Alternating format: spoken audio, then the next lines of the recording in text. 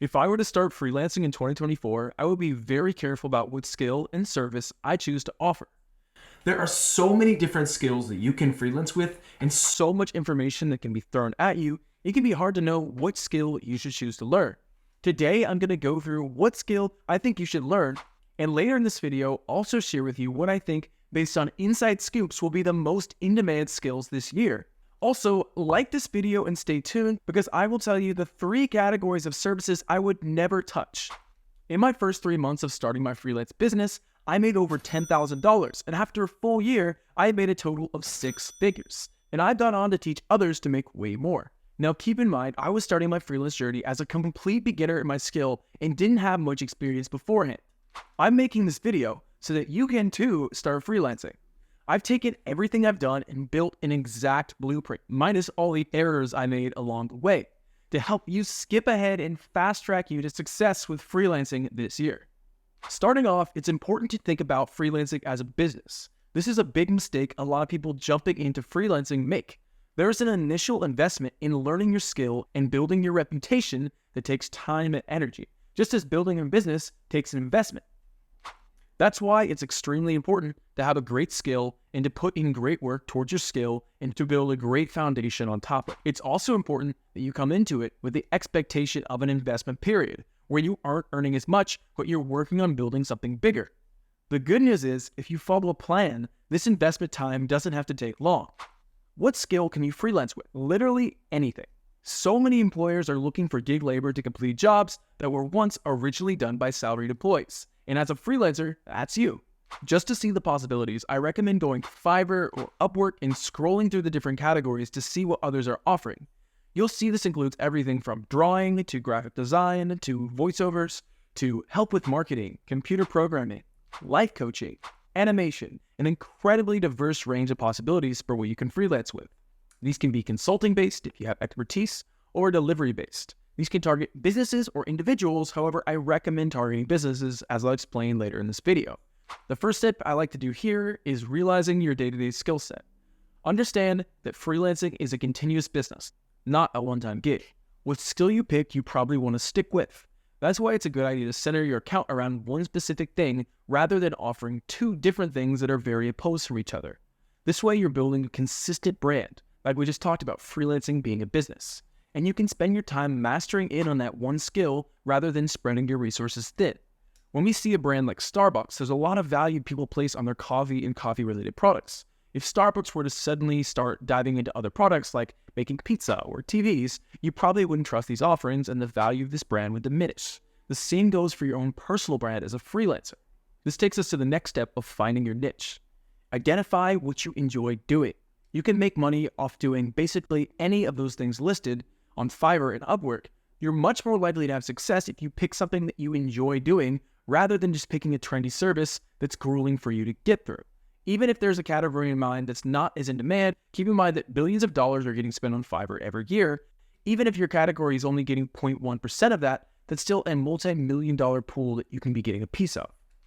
And from thinking about what you enjoy doing, you can position yourself in a way that takes advantage of the most in-demand markets. For instance, while demand for graphic design might be about average, perhaps designing advertising graphics is a very demanded service. And you can position yourself in that market instead of the less in-demand greeting card designs. But that's not the only way to look at it. You can look at advertising designs, and because it's such an in-demand market, there will likely be a lot of competition for you too. You can instead choose to be a big fish in that smaller pond in that greeting card design business, which can pay off, especially if that's what you like doing and find fulfillment in. There's a tool I recommend called Fiverrlytics, which will let you see how many people are searching for each category on Fiverr. These numbers will give you an indication on whether it's a viable business model or not.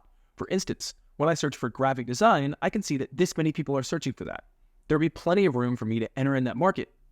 Next, we need to look at the importance of personal branding. Personal branding is why it's important to center your account around one type of service rather than many. The best results come when you create your own personal feel. This means defining personal branding beyond logos and color schemes. You can use personal stories in daily life and branding. And just to give a quick example of creating a unique brand identity, we'll use myself. Some of the things I did that were unique that built my brand was that, number one, I emphasized the fact that I was in the US. I emphasized I would do a video call with my prospective clients to help understand their idea.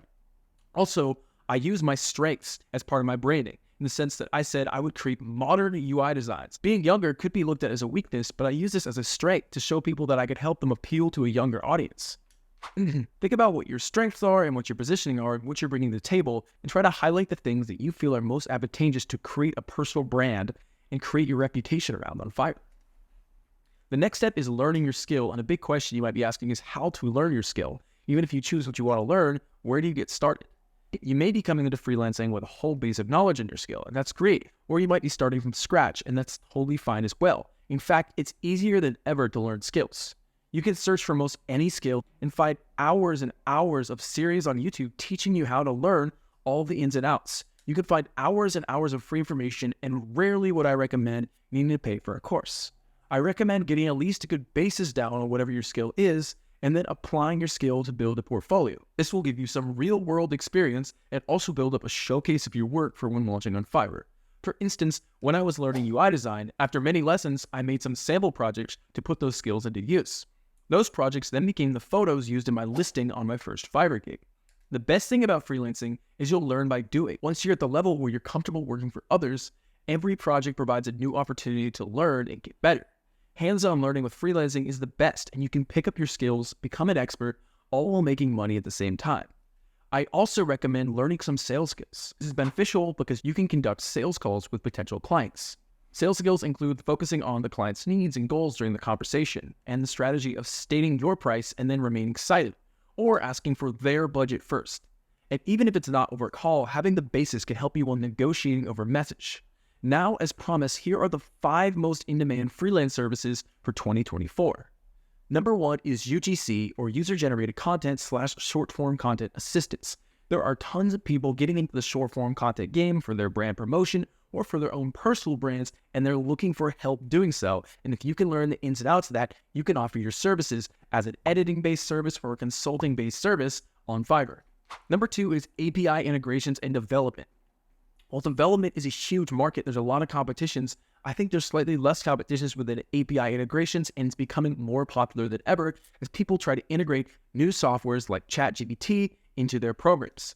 Number 3 is email marketing / SMS marketing. There's a lot of demand because businesses with budgets and advertising money to spend are looking for people with these skills to help in their departments. Once departments they might have had employees for, but now departments they're outsourcing to try to find the best people in the market for these two. Number 4 is machine learning and neural nets. And number 5 is graphic design. And specifically within graphic design, I say advertisement design and UI and UX design. Now, as promised, 3 I would avoid. Number 1 is AI-generated content. Fiverr now has this new section for AI-generated content to promote listings that are AI-based. For instance, creating AI images based on parameters. Now, I think these offerings are incredibly overhyped. The barrier to entry is so low, and I don't actually think the demand for them is that high. I would state I'm all for using AI to help you in your work in your different category, but any of these AI-specific categories I would stay completely out of. The second one is logo animations. This is just incredibly saturated. There are so many people putting their logo animations on here. I also don't think the potential for earnings is that high. And number 3 is NFT development and services.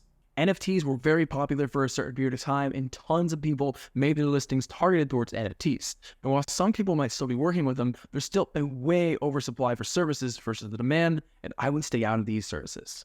Now let's move on to some personal lessons and tips. Number 1 is don't list yourself until you would buy your own services. If you wouldn't buy for yourself, you aren't ready to be listed on Fiverr yet, even if you're charging for a low rate.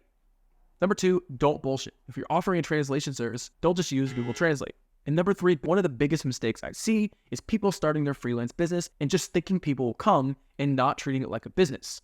The truth is, if you employ a few business practices and follow a specific proven plan of how to get off the ground and get your first few customers, your success is guaranteed. If you want to do just that but don't know where to start, I have a free course that talks about it in depth. This is the same method I followed. I put a link down there below for you. It's free, so if you can spare a few seconds, click on it. I hope you pick up something useful, and thanks for watching.